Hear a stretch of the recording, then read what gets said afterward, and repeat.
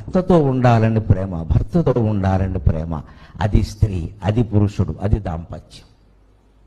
నీ దారి నువ్వు, నా దారి నేను ఉండడం కాదు. ఇక్కడ నీ కష్ట సుఖాలన్నీ నావే, నా కష్ట సుఖాలన్నీ నీవి. ఇందులో మళ్ళీ పోటీ ఉండద్దు. ఇక్కడ నీ కష్టం కోసం నేను ఎంత ఆలోచించాను, నువ్వెంత ఇంత మార్టికేజ్ అంటారు దీన్ని, లావాదేవీ అంటారు దీన్ని. నాకు కావాల్సిన దేవీ భాగవతం, లావాదేవీ భాగవతం కాదు. ఇక్కడ వాళ్ళు ఉండకపోయినా నువ్వు ఉండాలి, అదే ప్రేమ.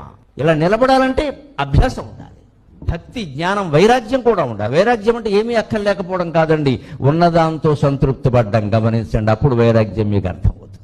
ఉన్నదాంతో సంతృప్తి పడ్డం. నాకు ఈ జీతం ఉంది చాలు, నాకు ఈ బట్టలు ఉన్నాయి చాలు, నాకు ఈ ఉద్యోగం ఉంది చాలు, నాకు ఈ సంసారం ఉంది చాలు, హాయిగా ఉంది, ఇంకేం అక్కర్లా. ఇంకా దాన్ని దినదినాభివృద్ధి, క్షణక్షణాభివృద్ధి పేరు మీద అక్రమంగా కోట్లు సంపాదించాల్సిన పనేం లేదు. ఇక్కడ ఈ సంపాదించడం అన్ని మనం ఏమైనా అనుభవిస్తున్నామో అవతల బారేసం పట్టుకెళ్ళి. ఏం మంచాల కింద కంచాల కింద దాచుకోవడం తప్పితే అనుభవించింది ఏముందండి ఇక్కడ?